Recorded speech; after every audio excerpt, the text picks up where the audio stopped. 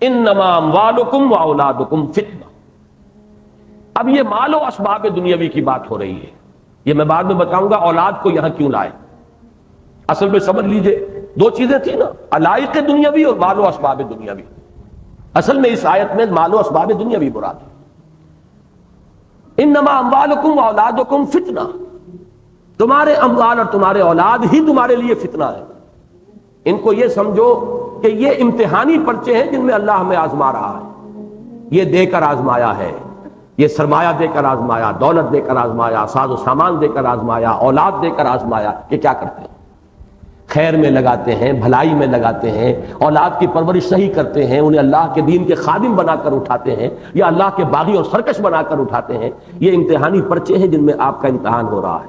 جو کچھ آپ کر رہے ہیں اللہ کے ہاں اس کا حساب ہوگا. اور یہی فتنہ ہے در حقیقت. ایک سورت پیچھے جائیے، سورہ منافقون میں آیت ہم پڑھ چکے ہیں، یا ایھا الذین آمنوا لا تلھکم اموالکم ولا اولادکم عن ذکر اللہ ومن یفعل ذلک فاولئک هم الخاسرون. اہل ایمان، تمہارے اموال اور تمہاری اولادیں تمہیں اللہ کی یاد سے غافل نہ کرنے پائیں. جو کوئی یہ کرے گا پھر وہ خسارے میں اور بربادی اور تباہی کے اندر آ جائے. ذرا اور پیچھے جائیے، سورہ حدید میں جو فرمایا تھا منافقین سے کہا جائے گا وَلَٰكِنَّكُمْ فَتَنْتُمْ أَنفُسَكُمْ، تم نے خود اپنے آپ کو اپنے ہاتھوں فتنے میں ڈالا. وہ فتنہ یہی تو ہے. انما اموالکم واولادکم فتنہ. ان سے دلی محبت اگر آپ کی زیادہ ہو گئی ہے اللہ اور اس کے رسول اور اللہ کی راہ میں جہاد کے مقابلے میں، تو گویا کہ آپ نے خود اپنے آپ کو اپنے ہاتھوں فتنے میں ڈال دیا. انما اموالکم واولادکم فتنہ. اب میں عرض کر دوں کہ یہ کیوں یہاں پر اولاد کی ریپیٹیشن آئی ہے. دیکھیے اولاد کے بارے میں یہ جان لیجئے، ایک طرف اس سے محبت طبیعی ہوتی ہے، دوسری طرف اولاد کو انسان ایسٹ بھی سمجھتا ہے. اولاد سے مستقبل کی امیدیں بھی وابستہ کرتا ہے. بیوی کی محبت میں مستقبل کی کوئی امید نہیں ہے، وہ محض محبت ہے. لیکن اولاد بڑھاپے کا سہارا بھی بنتی ہے. جیسے بینک بیلنس سے آپ کا دل مطمئن رہتا ہے، بڑھاپے کے لیے سامان میں نے رکھا ہوا ہے، پینشن ہے جو ملتی رہے گی، فلاں ہے، یہ ہے، ہوتا رہے گا.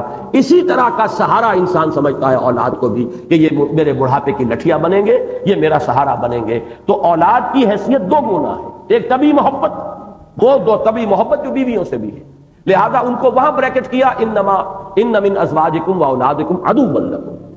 دوسرے یہ مال کے ساتھ بریکٹ ہوئے کہ یہ اس سے امیدیں وابستہ ہوتی ہیں. ان کو سہارا آدمی سمجھتا ہے، ان کو اپنے فیوچر کے لیے ایسٹ سمجھتا ہے، لہذا ان کو اس اعتبار سے بریکٹ کر دیا دوبارہ مال کے ساتھ. انما اموالکم واولادکم فتنہ. یہی وجہ ہے، میرا ایک عجیب مشاہدہ ہے، شاید آپ حضرات کا بھی ہو، جو لوگ بے اولاد ہوتے ہیں وہ انتہائی بخیل ہوتے ہیں بالعموم، اس لیے کہ ان کا سہارا صرف ایک رہ جاتا ہے پیسہ، جبکہ اولاد والے کے دو سہارے ہوتے ہیں.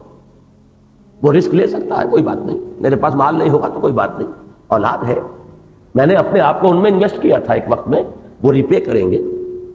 لیکن جہاں اولاد نہیں ہوتی، اکثر و بیشتر میں نے دیکھا انتہائی بخیل، پیسے سے انتہائی محبت کرنے والے، اس لیے کہ ان کے یہ دونوں سہارے جو ہیں وہ ایک میں آ کر چونکہ مرتکز ہو گئے، لہذا وہاں اس کی شدت بہت گہری ہوگی.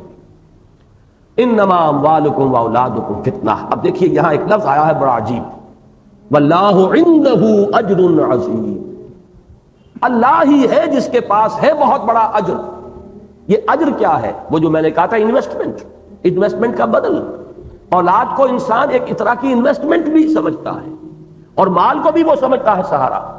تو جیسے کہ ابھی میں نے آپ کو یہ جملہ سنایا اس برطانیہ کے اس بادشاہ کے اس وزیر کا، اگر میں نے اللہ کی خدمت کی ہوتی جیسے کہ میں نے بادشاہ کی خدمت کی ہے تو وہ مجھے میرے اس بڑھاپے میں ذلیل و خوار نہ کرتا.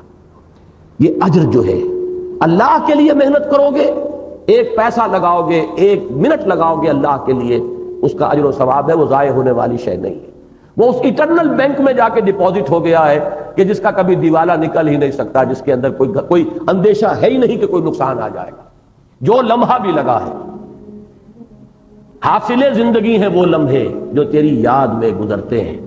وہ لمحہ جو اللہ کی یاد میں بسر ہوا، وہ ایک قطرہ کہ جو اللہ کی یاد میں آنکھ سے ٹپکا اور زمین میں جذب ہو گیا، وہ ایک قول جو اللہ کے راستے میں انسان نے کسی کو خیر کی طرف بلانے کے لیے وہ ایک کلمہ جو کہا ہے، ان میں سے ایک ایک چیز اب اٹرنل ہو گئی ہے، وہ ابدی ہے، اس کا اجر اور ثواب محفوظ ہے. تم اولاد میں اپنے آپ کو انویسٹ کر رہے ہو سکتا ہے اولاد سعادت مند بھی ہو، لیکن وہ 100 میں 10% سے زیادہ کا چانس نہیں ہے کہ وہ بڑھاپے میں آپ کی دیکھ بھال بھی کرے۔ آج کے مغربی معاشرے میں تو اس کا امکان سرے سے ختم ہو چکا ہے۔ بوڑھے والدین ترستے ہیں اپنی اولاد کی شکل دیکھنے کو۔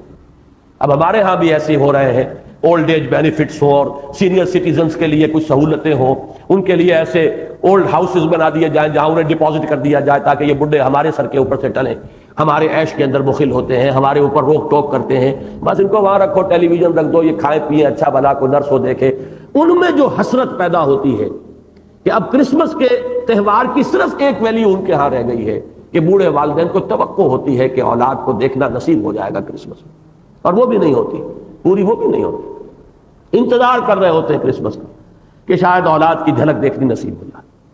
یہ ہے واللہ عندہ اجر عظیم۔ اولاد کو پالو پوسو ذمہ داری سمجھ کر، اللہ کی طرف سے عائد شدہ ذمہ داری، ان سے محبت کرو اللہ کی محبت سے نیچے نیچے، صرف اللہ کی محبت نہیں، من اللہ ورسولہ وجہاد فی سبیلہ فتربصوا حتی یاتی اللہ بامرہ۔ جیون جیون ہر کوئی آنکھیں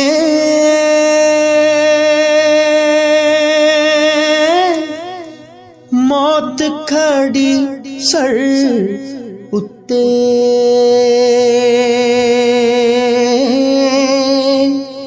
تیرے نالوں لکھ لکھ سونے خاک اندر جا ستے۔